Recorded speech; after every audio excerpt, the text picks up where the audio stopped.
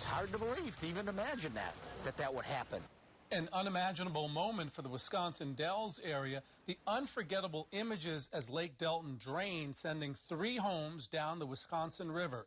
This summer marks 10 years since that devastating morning, the day that transformed the landscape of the lake and the community just as tourism season began. And as we get ready for the unofficial start to summer this weekend, Jennifer Cleese takes us back to the day that changed the Dells. There was probably near 20 inches of rain over a 3-day period. I think I was watching the water at 2 a.m. June 9th, 2008. That's when everything started to break loose. Steve Zawin's worst nightmare unfolded in front of his boat rental business on Lake Delton. All the water was just roaring underneath it. As the lake rose more than 30 inches, the dam gave out. Zawin was hauling in boats when he saw 700 million gallons of water flood into the Wisconsin River. 300-foot wide hole, at least, and I'm like, oh man, we got to get out of here.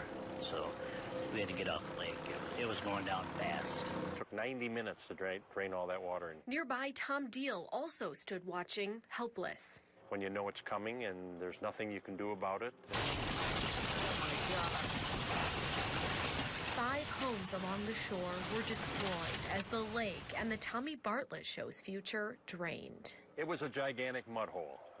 All of June and July, and then the grass started to grow at the bottom of the lake. Business owners feared the worst. I can't see how we'll not be down 75 to 85% in gross income for the year. Without a lake, the community rallied together. Even competitors would contact each other and say, let me know what I can do to help you. We're here for you. Tourism officials say with some creative marketing, visitor spending was only down about 4% that season. Many people came just to see what was left behind. A lot of our creative messaging was, we're still open for business, we're ready to welcome you, we can't wait to see you. No one went bankrupt and no one closed their business. As a village board member at the time, Deal led the charge to bring the lake back. They're going to have a lake next year. After about 6 months, crews were able to rebuild a new dam in the same place. They installed this berm of rocks in order to make sure this never happens again, a dam that could withstand a 1,000-year storm. Something good always comes out of something bad, and the lake is much better than it was prior to the breach. A new dam, a new highway, and a full lake, all in time for the summer season. What was it like to be able to put on that first show? It was unbelievable. Our campaign that year was, the show was new and even the water's new. 10 years later, as they get ready for the summer season this year, the Zawins are thriving. Even with no water for their boats back then, disaster loans kept them floating, and they've expanded rentals to new areas.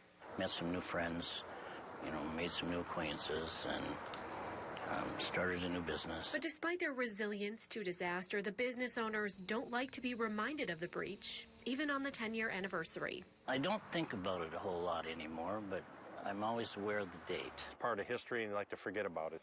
A piece of history that will keep visitors coming back to support the Dells year after year. In Lake Delton, Jennifer Cleese, 27 News. Most homeowners around Lake Delton did not see much damage except for the 5 houses destroyed in the breach. The state bought their land to rebuild the area near the dam. Since then, condos have gone up in their place. Now, 27 storm